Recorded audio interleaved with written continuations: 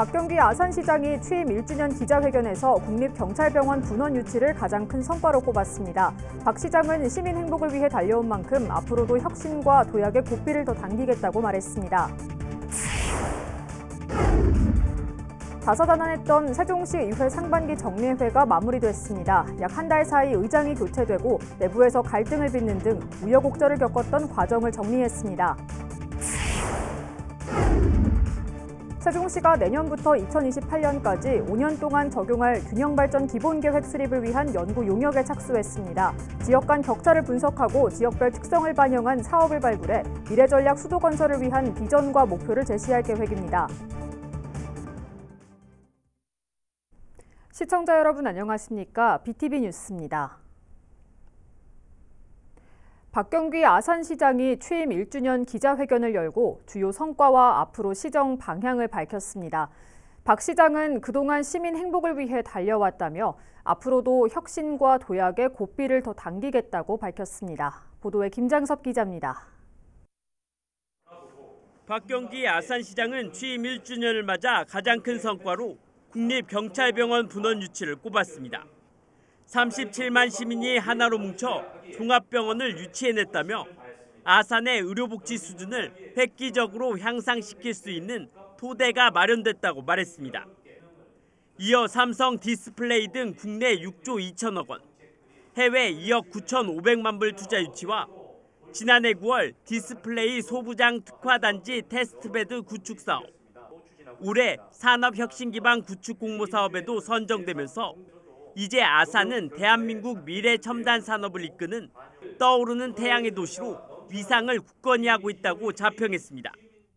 디스플레이 소부장 특화단지 테스트베드 구축 사업에 선정되어 국비 160여억 원을 확보했을 뿐만 아니라 얼마 전에는 산업통상자원부가 주최하는 2023년 산업혁신 기반구축 공모사업에 선정되어서 주민과 전문가, 공무원이 시정의 계획 단계부터 집행평가까지 직접 참여하는 아산시 참여자치위원회 출범과 이순신의 정신과 가치를 선양하기 위한 성웅 이순신 축제 개편, 아트밸리 아산이라는 새로운 도시 브랜드를 만든 점도 성과로 내세웠습니다. 아트밸리 아산이라는 새로운 도시 브랜드를 만들어냈습니다. 아트밸리 아산은 신종호를 거대한 복합문화예술 플랫폼으로 구축하는 아산판 문예부흥 시대의 상징이 되었습니다. 박 시장은 앞으로도 임신부 100원 행복택시 운영과 참전 유공자 수당 인상 등 아산형 복지 사업을 지속적으로 추진하는 등 오직 시민만을 위해 쉼없이 뛰겠다고 약속했습니다. BTV 뉴스 김장섭입니다. 다사다난했던 세종시의회 정례회가 마무리됐습니다. 한 달이 조금 넘는 기간 동안 의장이 바뀌고 여야는 물론 단체와의 갈등을 빚는 등 우여곡절을 겪어야 했습니다. 김우순 기자의 보도입니다. 37일간의 정례회 일정을 모두 마친 세종시의회. 이번 회기 중 행정사무감사와 추경예산안 심의 등 굵직한 일정을 소화했지만 그 과정이 순탄치만은 않았습니다. 정례회 첫 본회의 시작과 함께 동성 동료의원 성추행 의혹으로 검찰 조사를 받고 있는 상병원 전 의장에 대한 불신임안이 가결됐고, 구체적인 내용에서는 억울한 면이 적지 않지만 향후 절차에서 소명하고 명예를 회복하겠습니다. 이로 인해 시의회는 의장당 공석 사태에 대해 공식 사과를 해야만 했습니다. 그리고 의장직이 공석이 된 지 25일 만에 새 의장 선출을 통해 시의회 출범 후 첫 여성 의장이 탄생했습니다. 의원들이 역량을 발휘하고 상임위원회 활동에 몰입하여 의회 민주주의가 성숙할 수 있도록 열심히 돕겠습니다. 의원 중심의 세종시 의회로 이끌어가겠습니다. 이후에 상병원 전 의장의 상임위원회 배정 과정에서 성추행 의혹 피해 당사자인 김광훈 의원과 같은 산업건설위원회에 배정돼 논란이 일었습니다. 김 의원은 피해자와 가해자를 같은 상임위에 배정하며 2차 가해를 자초하고 있다며 항의성으로 상복 차림으로 의회 일정을 소화하기도 했습니다. 또 지난 22일 열린 예산결산특별위원회에선 예산 삭감에 불만을 품은 한 단체 회원들이 항의 방문해 고성이 오가는 실랑이가 벌어지는 등 몸살을 앓았습니다. 이에 대해 이순열 의장은 정례회 폐회식에서 이번 사태에 대해 유감을 표하며 관리감독 책임 있는 집행부에 공식 사과를 요구하기도 했습니다.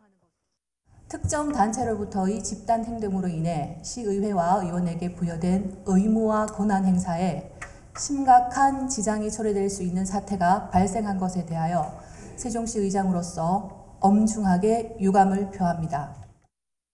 최근 몇 달 사이 심각한 분열과 반목의 모습을 보여온 세종시의회. 새로 선출된 신임 의장을 중심으로 다시 화합하는 모습을 보여줄 수 있을지 지켜볼 일입니다. BTV 뉴스 김우순입니다. 세종시 신도심과 구도심 간의 불균형 완화를 위한 균형 발전 전략이 마련됩니다. 세종시는 내년부터 2028년까지 5년 동안 적용할 균형 발전 기본계획 수립을 위한 연구 용역에 착수했다고 밝혔습니다. 시는 이번 용역을 통해 지역 간 격차를 분석하고 지역별 특성을 반영한 사업을 발굴해 미래전략 수도 건설을 위한 비전과 목표를 제시한다는 전략입니다. 아울러 생활 권역별 공간을 구상해 권역별 세부 추진 전략을 제시하고 핵심 사업을 선정할 방침이라고 덧붙였습니다. 세종 지역 시민사회단체로 구성된 일본 해고염수 해양투기저지 세종시민행동이 최민호 시장과 윤석열 정부의 해고염수 해양투기에 반대할 것을 촉구했습니다.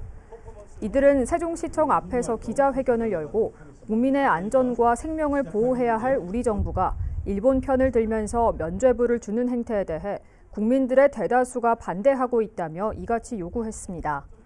또 한 참석자는 대표 발언에서 앞으로 우리 아이들이 밥을 어떻게 지어야 할지, 어떤 음식을 만들어야 할지 너무 끔찍해서 이 자리에 나섰다며 후손들을 위해 행동하겠다고 말하기도 했습니다.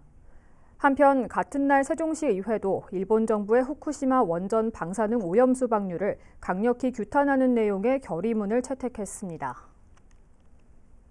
천안 동면에 대규모 지정 폐기물 매립장이 추진돼 주민들이 반대한다는 소식 얼마 전 전해드렸죠. 동면과 맞닿아 있는 청주에서도 반발 여론이 고조되고 있습니다. 손용환 기자의 보도입니다.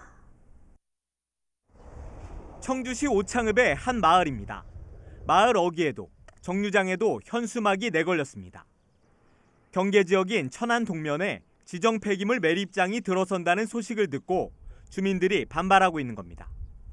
현재도 후기리에 그 매립장이 들어와 있잖아요. 또 바로 거기 한 직선으로 따지면 한 200-300m 될 거예요.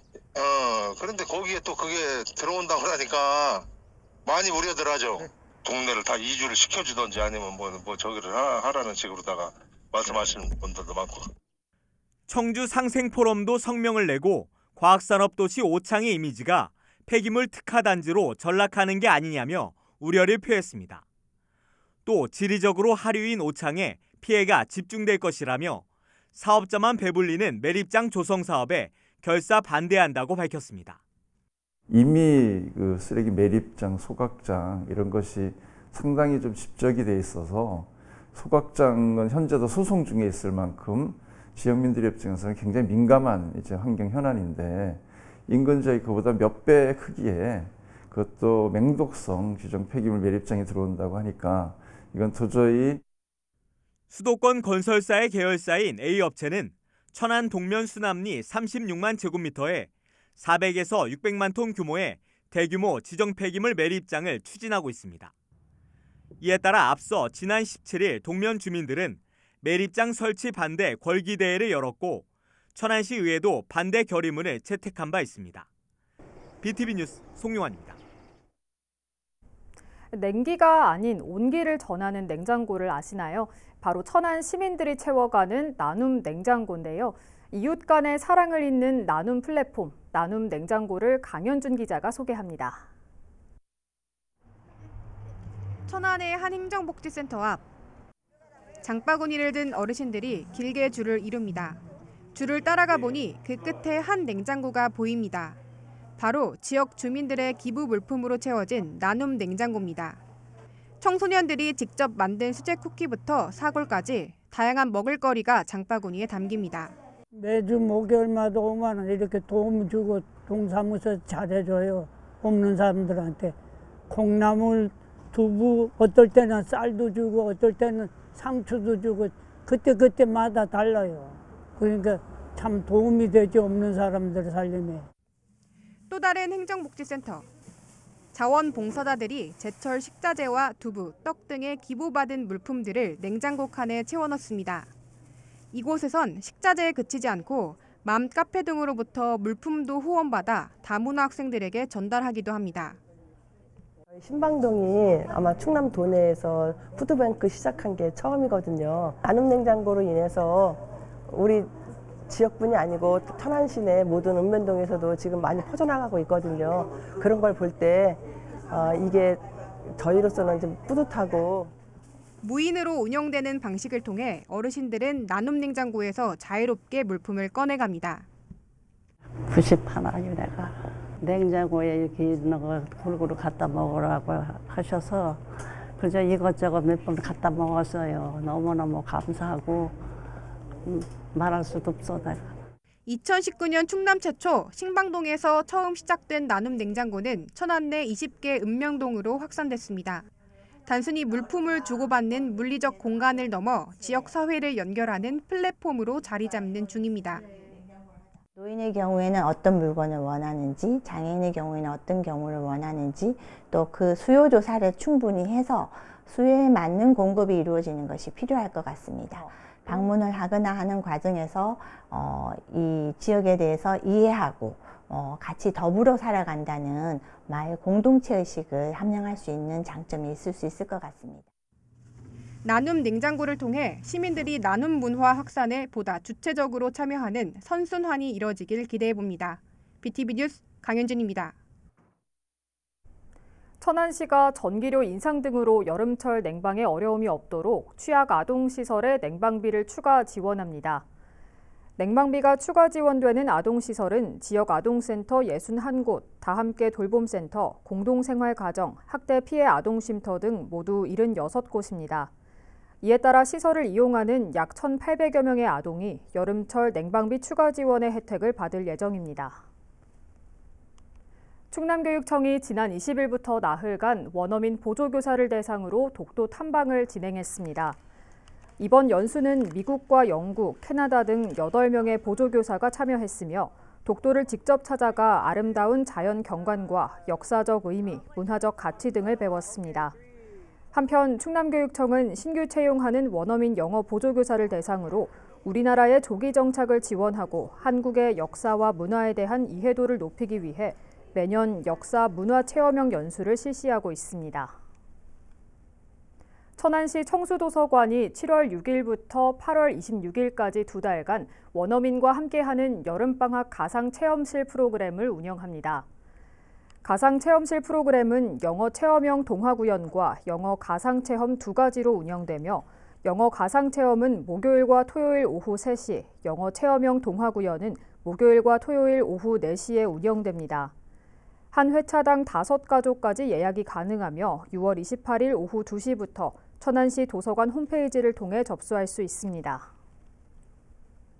제39회 천안시 공예품대전의 수상작품이 시청 로비에서 전시되고 있습니다. 이번 대회에는 모두 64점이 접수됐으며 이 가운데 25명이 수상작에 선정됐습니다. 영예의 대상은 이민정 씨가 출품한 여름이라는 작품이 차지했습니다. 전시는 오는 30일까지 계속됩니다.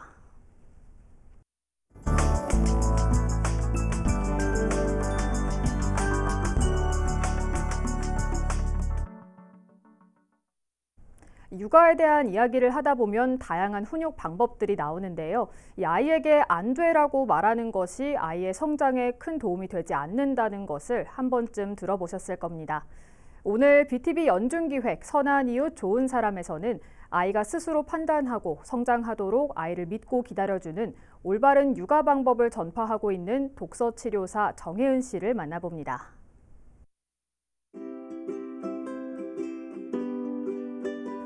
이 일은 저에게 있어서 목숨 같은 것이에요. 그리고 저한테 힐링을 주는 일, 취약 전 영유아 아이들의 독서를 통해서 아이들의 성장과 발달을 함께하는 정혜은이라고 합니다. 그림책과 관련된 독후 활동을 아이들이랑 같이 하고 있어요. 조금 미술 활동이 조금 중점적일 수도 있고 어떤 날은 퍼포먼스가 중점적일 수도 있고 또 어떤 날은 뭐 과학 실험이라든지 뭐 공예 활동이 중점적인 날도 있는데 기본적인 틀은 유치원 교육과정에서 지향하는 모든 영역들을 좀 통합해서 이루어진다고 생각하시면 될 것 같아요. 책 읽는 것은 이렇게 재미있는 활동이구나, 그림책이 나한테 이렇게 좋구나 라는 긍정적인 인식을 먼저 심어줄 수 있고 주 양육자와의 돈독한 애착을 형성을 할 수가 있어요. 그리고 그 연령대에 꼭 이루어야 하는 그 여러 가지 발달 과제들을 저희 그림책과 그 그림책을 통한 독후 활동을 통해서 얻어갈 수 있어요. 아이를 위해서 그림책을 읽어주기도 하지만 그 그림책을 보면서 엄마 자신도 그때 우리 아이의 마음이 이랬구나 라고 이해를 하게 되는 경우가 굉장히 많거든요. 어머님들께서 이제 오셔서 선생님이 사용하신 그 그림책 서점에 갔는데 있더라고요. 그 활동의 기억이 너무 좋았는지 그 그림책을 바로 집어들더니 엄마 이거 읽어줘 라고 얘기를 하더라고요. 제가 추천해드린 다른 도서가 생각이 나서 다른 걸 몇 개 더 찾아봤는데 너무 좋았어요. 정말 감사드립니다. 이렇게 이야기하신 경우가 많이 있었어요. 처음에는 뭐 책을 많이 읽히자는 취지로 시작을 했지만 이게 이렇게 어머님들께 긍정적인 부분으로 다가갈 수 있구나라고 좀 많이 깨달았던 것 같아요. 유치원에서 일을 하는데 그림책이 하나 중심적으로 들어간 것과 그림책이 들어가지 않았을 때 아이들의 몰입도와 흥미가 이렇게 다르구나 많이 제가 경험을 했었거든요. 육아 때문에 유치원을 그만두고 이제 프리랜서 특강을 하면서 내가 부속에서 했던 이런 좋은 그림책 활동들을 밖에서 많이 하고 있지 않구나, 똑같은 아이들인데 더 많이 읽었으면 좋겠다 이런 취지로 이제 시작을 하게 되었어요. 육아를 하면서 어쨌든 저희 아이의 친구 엄마 이렇게 엄마들을 만날 기회가 굉장히 많아졌어요. 근데 유치원에 있을 때와는 또 다르게 엄마와 엄마의 입장에서 만났기 때문에 일을 하고 싶어도 할 수 없는 그런 어머님들이 많구나, 또 다시 한번 느꼈었던 계기가 되었는데 프로그램을 괜찮게, 활동을 괜찮게 만들어서 지금 일하고 싶어 하는 이 엄마들한테 기회를 주면 좋겠다. 경력단절 엄마들 중에 좀 책육아에 관심 있는 엄마들이랑 같이 이제 처음에 그렇게 시작을 해서 여기까지 왔습니다. 저희 아이가 말이 좀 느린 편이었거든요. 배운 대로 학교에서 혹은 유치원에서 배운 대로 말도 진짜 많이 걸어주고 수달쟁이 엄마가 됐다고 멋진 자부를 하고 있었는데 병원에서 아이의 말이 늦다는 진단을 받고 나서 거실에서 TV를 치워버렸어요. TV를 다 치우고 태블릿도 치우고 그때부터 책을 또 더 열심히 읽어주기 시작했어요. 그랬더니 이제 나중에는 정상 범위 안으로 이렇게 올라오더라고요. 그래서 이 얘기를 저는 활동을 하면서 만나는 어머님들한테 꼭 다 이야기를 해드려요. 케이스 바이 케이스일 수 있겠지만 어쨌든 제가 그림책을 통해서 아이의 언어 발달을 확 키운 게 산 증인이기 때문에 어머님들께서도 좋은 책을 좀 무릎에 앉혀놓고 많이 읽어주셔라. 내가 본업을 떠나서 잠시 이제 아이를 키우면서 경력이 단절되었지만 나도 무언가 이렇게 잘 할 수 있는 사람이구나. 그리고 이 일을 통해서 내 아이를 이렇게 잘 키워냈구나. 난 정말 가치 있는 사람이다 라고 느꼈으면 좋겠고, 아이들 같은 경우에는 책은 이렇게 좋은 거구나. 앞으로도 많이 읽어야겠다. 이런 생각들을 할 수 있었으면 좋겠습니다.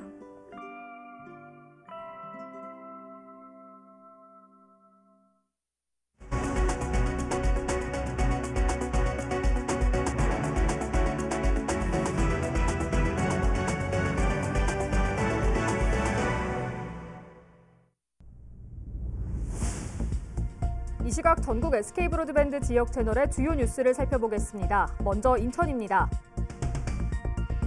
인천발 KTX 사업이 지연되면서 개통 시기가 당초 2021년에서 2025년으로 연장됐습니다. 낮은 공정률 때문에 개통이 또 지연되는 것 아니냐는 우려의 목소리가 나오고 있습니다. 안양시 박달 스마트밸리의 도시개발 사업 대상 지역 절반 이상이 그린벨트 환경평가 등급이 높은 것으로 파악됐습니다.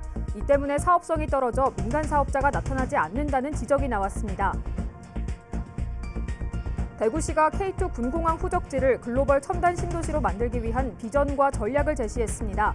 두바이를 뛰어넘는 미래 경제 중심 도시로 만들겠다는 방침입니다. 공동위원장 체제로 무리한 전환을 강행하다 위기에 빠진 부산국제영화제가 조종국 운영위원장의 해초강권을 가결하는 등 사태 수습에 나섰습니다.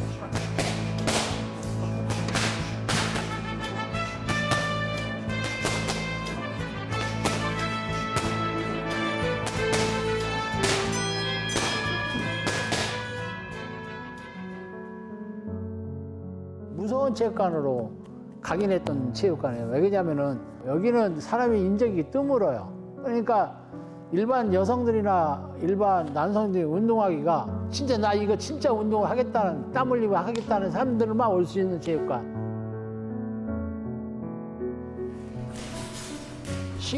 과거 시골 동네에서 동양 챔피언 만들어내기가 무지하게 힘들었어요. 서울 아니면 힘들었던 상이거든요. 근데 저희 아버님은 시골에서 동양 챔피언 2명을 만들었고, 한국차, 아버님 돌아가기 전에 한국차 마지막으로 한국차를 하나 길렀어요. 그러니까 사람이 숨쉬어야지만이 이 철제가 살아가지고 오래 가거든요. 그런 체육관이다 보니까 좀 아쉽고 아깝고.